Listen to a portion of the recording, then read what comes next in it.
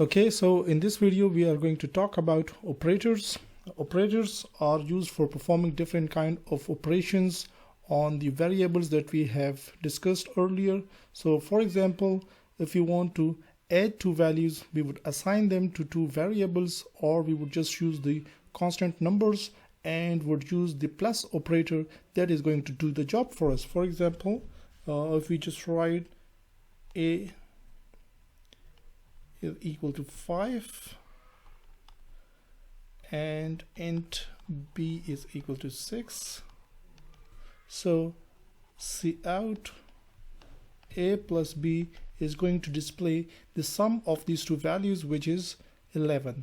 So plus is a binary operator that can operate on two operands, which in this case are a and b, and that is going to get those two values and add them up. So this way we have got some other binary operators as well that will do the arithmetic job for us, and they are the arithmetic operators. And in that we have got multiplication, division, mod, plus, minus. So these are the arithmetic operators that we can use for performing such arithmetics on operands.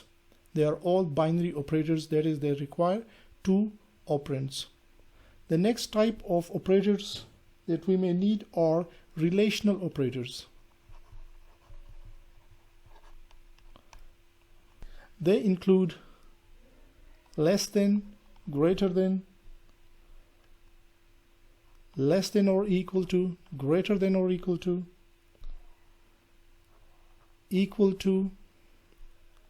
and not equal to. So these are the different relational operators that we may need in our code. Relational operators have a special property that they will always resolve to true or false. So if we say a is greater than b, so the outcome of this expression is always going to be true or false. So, and we generally use them for different conditions when we have multiple paths or set of instructions to execute. So in order to decide which path to follow, we make use of such relational operators. Then we have logical operators. The logical operators are the AND operator and the OR operator. We make use of them again in making conditions or in control statements when we want to combine multiple relational operators. For example, A is greater than B and B is greater than C. So now we are checking two conditions, and we have this logical operator between the two, which makes sure that both the conditions are true in order to proceed further. So when we have to combine multiple relational operators, we make use of the logical operators.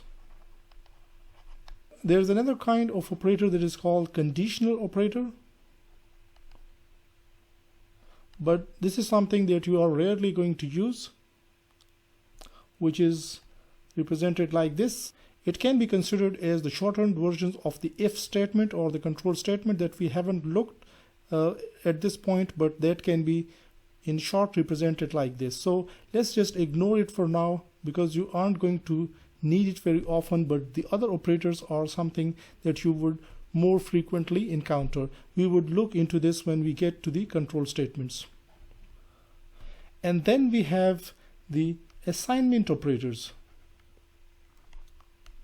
Assignment operators, as we are already using from the start of our code, are these ones, where 5 value is being assigned to this variable, 6 value is being assigned to the b variable. So the same way we would need to assign different values to different variables. So the assignment operators that we may use are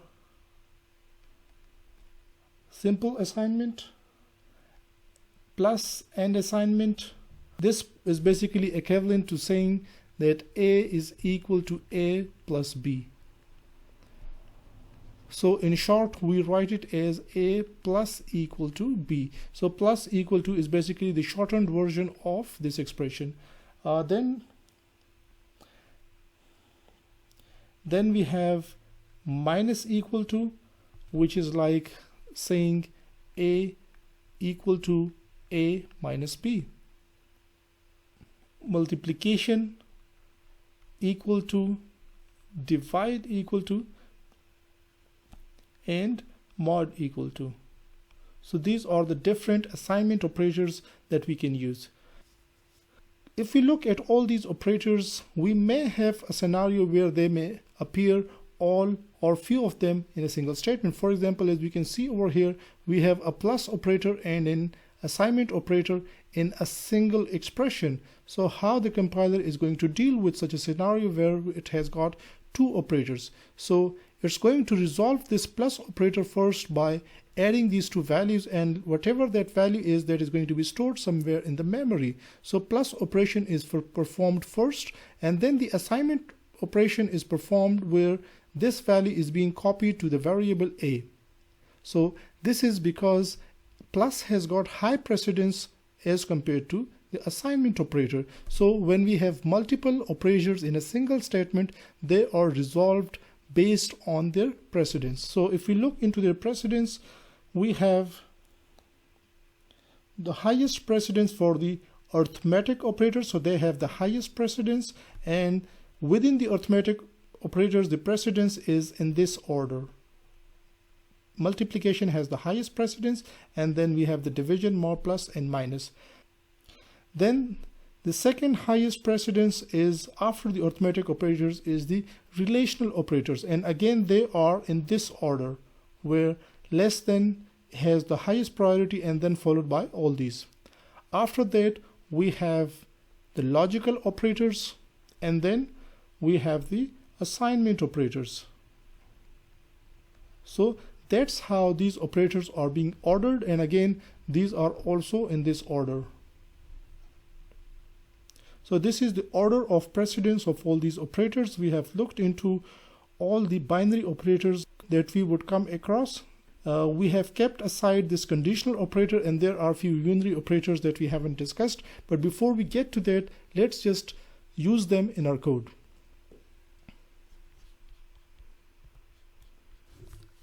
So this is the skeleton of our code, and let's say we have a variable a which has got a value of 5, and then int b equal to 6, and in order to perform an operation, for example, int c equal to 6 plus a plus b. So c is now going to hold the value that would be the sum of the variables a and b. So c out, if we want to print them all, so a would give us the value of a, and just to get the next value on the next line, we will use the end line manipulator, and then we would use the variable b and l and c.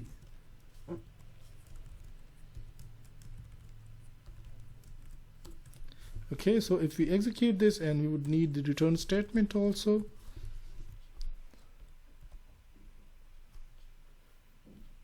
So a has got a value of 5, b has got a value of 6, and c has got a value of 11.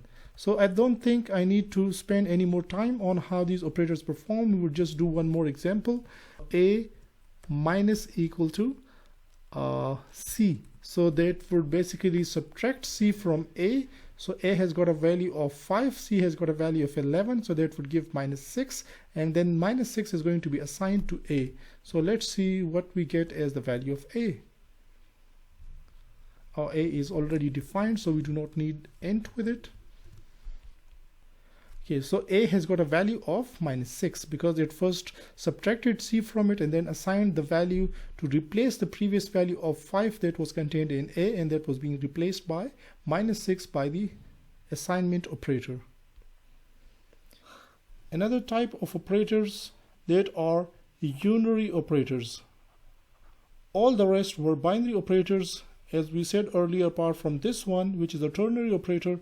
This one, the unary operators are plus plus, minus minus, and negation. So these are the unary operators. Now plus plus means add 1 to the variable. It's basically plus 1, so in programming we call it increment, and we use the 2 plus operators for it.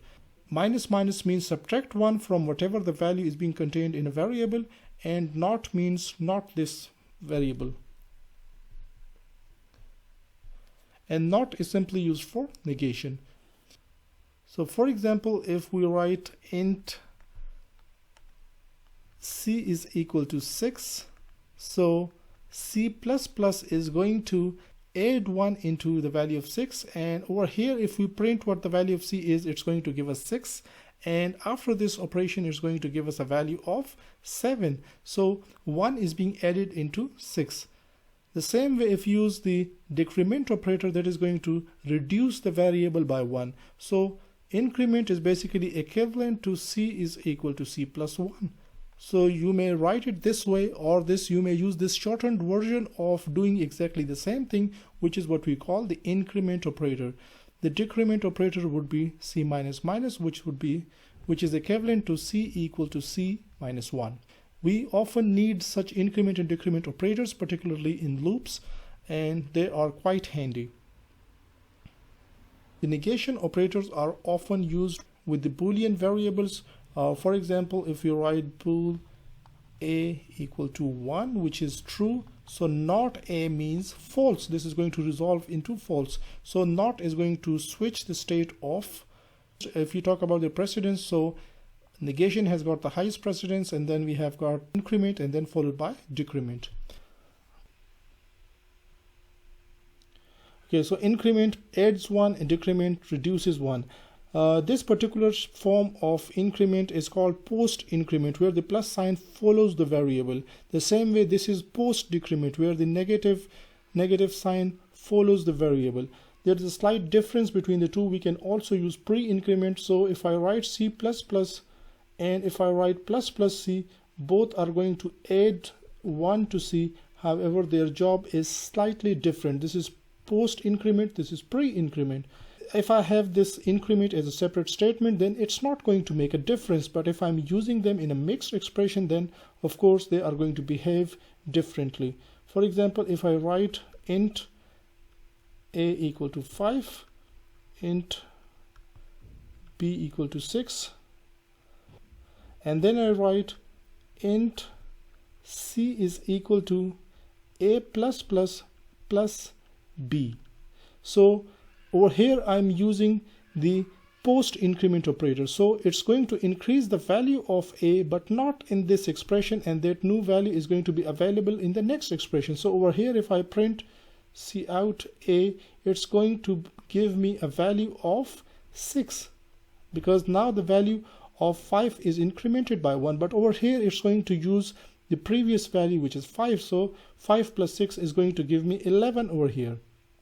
However, if instead of this I would have used pre-increment like plus a, so pre-increment would have updated the value on the spot and would have given me a value of 6 over here. So 6 plus 6 would have given me 12 rather than 11, and again over here I would also get the value of 6. So that is the difference between pre-increment and post-increment. That post-increment would make the new value available for the next statement, while pre-increment would make it available right there.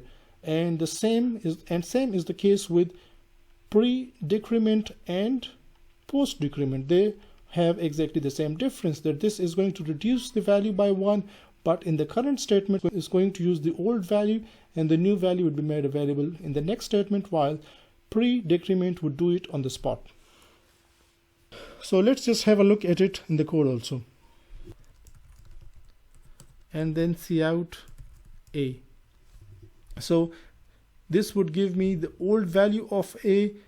I'm printing it with post increment, so in the current statement it's going to use the old value, which is 5, and then when I call the cout statement again, it's going to give me the new value over here. As you can see, we are not doing anything here with the value of a, but it's going to make the new value available over here.